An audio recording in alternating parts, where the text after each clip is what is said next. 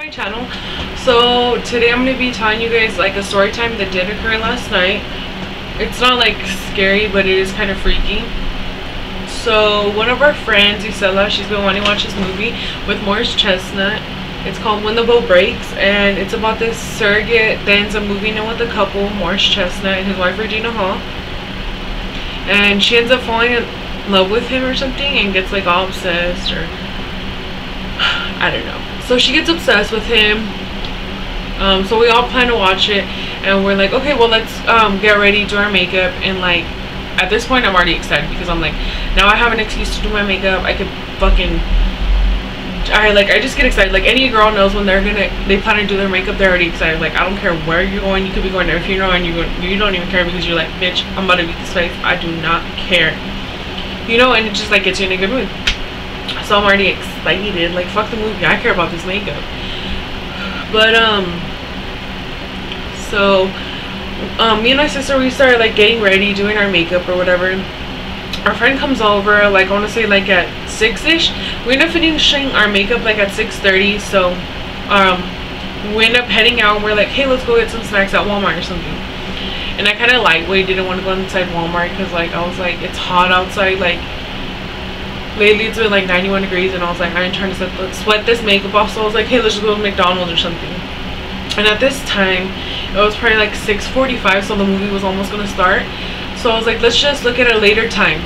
So there was one like for 8:30, 9:30, and we're like, hey, let's just go to 8:31 and we can like go to a restaurant or something. And anyone knows that when they're like trying to figure out where they want to eat, they're like, everyone's like, oh, I don't care where we're gonna eat, so where do you want to go eat? Like, oh, it just matters. So like it's a fucking struggle. Might as well go to fucking McDonald's or Jack in the Box because no one's really gonna decide where you're gonna fucking eat. Long story short, we just end up in the town. We're gonna go watch a movie and end up going to like McDonald's around the corner from the movie theater, and we're like eating or whatever.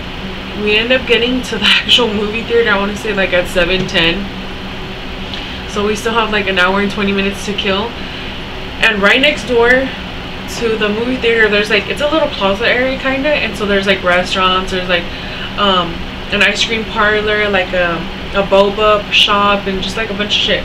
And so anyone that has tried boba knows that that shit is fire.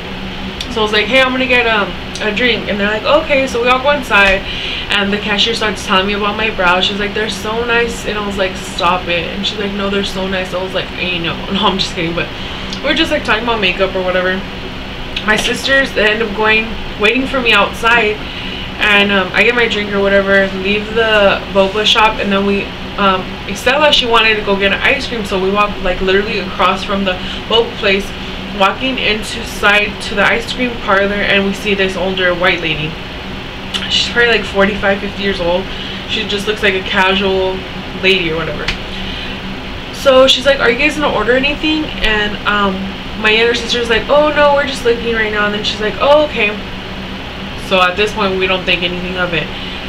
So my younger sister's like, you guys, let's go to Jamba Juice. Literally, I do not know why this freaking plaza has so many fucking like literally dessert places. Like seriously, there's like 3 or 4 dessert places at every other corner.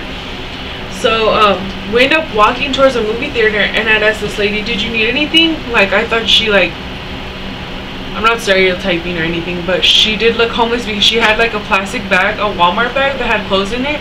And you know, I don't know, I just assumed she was homeless. That sounds kind of fucked up. But so I asked her, did she need anything? She didn't answer. And then so we start walking to the movie theater, and I was like, at this point she's still following us. So I'm like, could you stop following us? We're gonna meet up with our dad. And then she's like, I'm not following you. And I was like, bullshit, man, you're fucking following us. Like I didn't say that to her, but like we all look at each other like, bitch, what the fuck you doing? Like, yes, you are following us. And at this point it's been like a good 10 minutes, or at least it felt like it was fucking forever. So she's like, oh, okay, so we're going to movies again? I was like, bitch, you part of the family? I was like, you a fucking distant cousin or what? Why are you still following me? Or my sisters? And literally at this point we're like fucking ants scattering around. We're like, fuck everybody. Like my younger sister goes inside the movie theater, like telling the ticket lady like there's this lady following us, and literally the lady's still right there. And then my other younger sister goes to buy a ticket, and she's like, this girl's following us. She's like, just go inside. At this point, I fucking throw my boba drink that cost like $3 in the trash. I don't know why. I was just in shock, so I threw it away. And I didn't even take a drink. I took a drink, but whatever. Besides the point.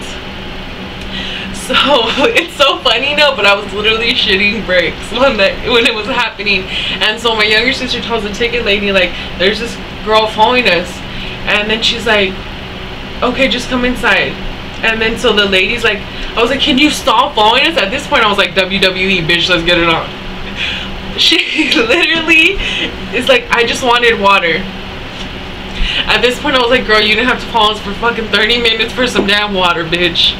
Like, I would have given you $15. And we're like still shooken up. Like, I'm a big bitch, but still, like, I was still scared. Like, when something happens, you're like that, you're just scared. Long story short, she just goes into the freaking theater, and the ticket lady gets her walkie-talkie and tells the girl sweeping, like, oh, call the security. And so the security guard, I guess there's only one security guard for that whole fucking plaza. He comes out of Jayy.Shadez and I guess goes in to find, like, and attempts to find the damn lady. That damn lady went a long motherfucking time ago. She's chilling watching the boat breaks while me and my friends are supposed to be in there watching my man Morris Chestnut. I don't know, we ended up dipping after that. And we were all literally in shock. We were like, our friend's trying to unlock her car door, it's not opening, so I was like, fuck, we finna die. This is the part of the movie where all these bitches die at once. So her car's not opening. She had to literally open her trunk. My little sister climbed through the trunk, unlocked the doors for everyone. We're like, I feel like we were just like in shock. We were waiting there to see that bitch and then pop off. Like, why were we still there? Like, we should have left. So it's just crazy. Like, I honestly felt like that lady was watching us when my sisters and all them walked outside of the boba shop waiting, that she was right there. Because when we were walking into the boba shop, I remember seeing this Walmart bag, and that's the same Walmart bag that lady had, unless she jacked some other fucking homeless person, I don't know. But it was just crazy. Like, usually my ass I carry this bad bitch with me, and I just have my wallet with me. I don't have a purse, you know. I feel like it's too much. Like, ain't nobody trying to get their shoulder or anything. But I usually carry a pocket knife. But literally, when something like that happens to you, you could be a fucking UFC fighter, you could be fucking Arnold Schwarzenegger. Like, you're just in shock. And like, literally, we were like all freaking, I felt like all your instincts just go out the window. Like, you could literally say, oh, I beat someone's ass or whatever. It was just crazy because if honestly she didn't follow us, like, there were little kids around, like there were families and stuff like that. Like, we were just all fucking shooken up, and you like literally can't trust anyone. This lady looked like she wasn't mentally unstable or she was on drugs or anything. She did stink pretty bad, and I'm not even kidding or trying to be a bitch, but she did smell. So I mean, maybe she was on some hardcore shit, but she looked pretty able to me, and it was just freaky because she was following us around for like a 15 or 20 minute.